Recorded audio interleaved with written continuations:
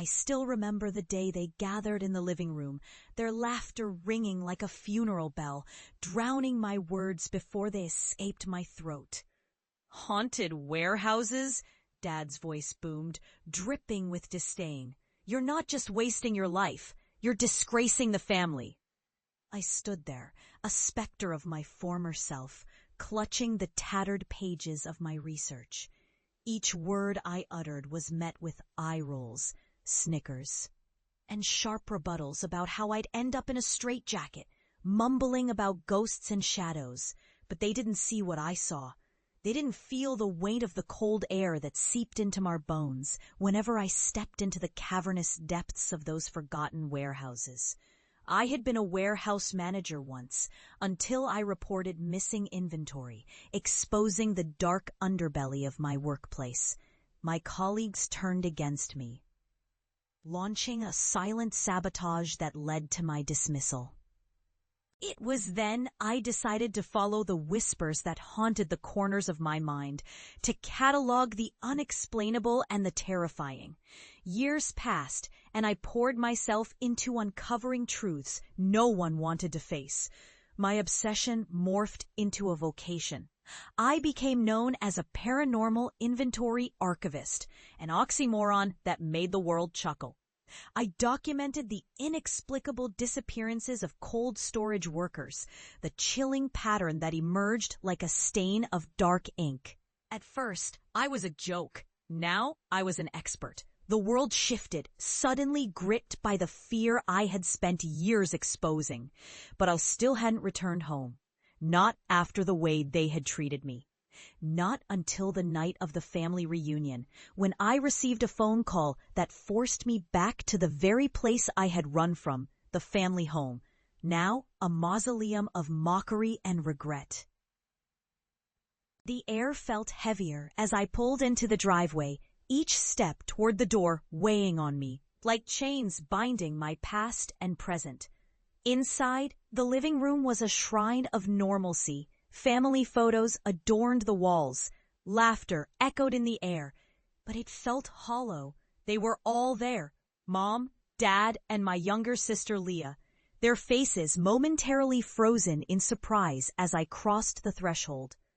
"Well, well, the ghost hunter graces us with their presence," Dad sneered. But I could see the flicker of uncertainty in his eyes. "Let's hear about your ghosts then," Leah chimed in, a mixture of feigned interest and genuine disdain. I took a deep breath, summoning the courage I had gained through years of delving into the nightmarish unknown. "You might want to listen," I said, my voice steady despite the tremors beneath. "What I found is real. I've documented the disappearances, the patterns, the signs.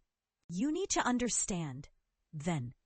But they cut me off, their laughter rising again, a cruel tide that pulled me under. "You'll scare the children," Mom said, and it hit me like a slap.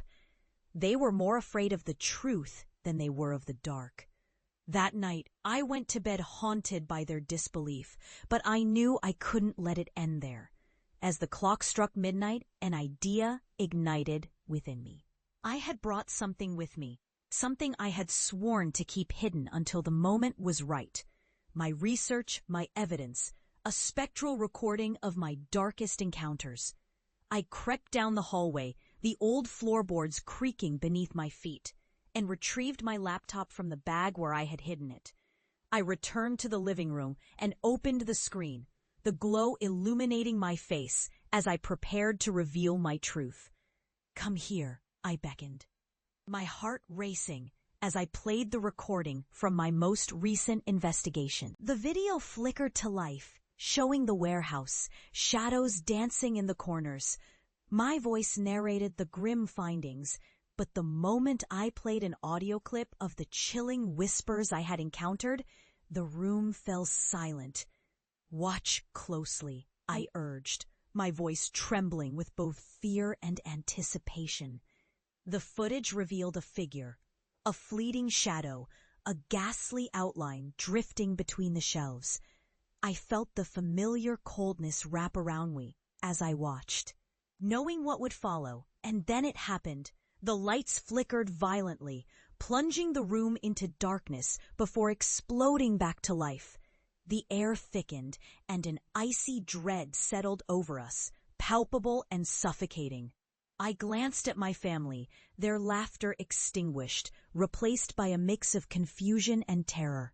Suddenly, a shadow emerged behind them, a dark figure coalescing out of the very air.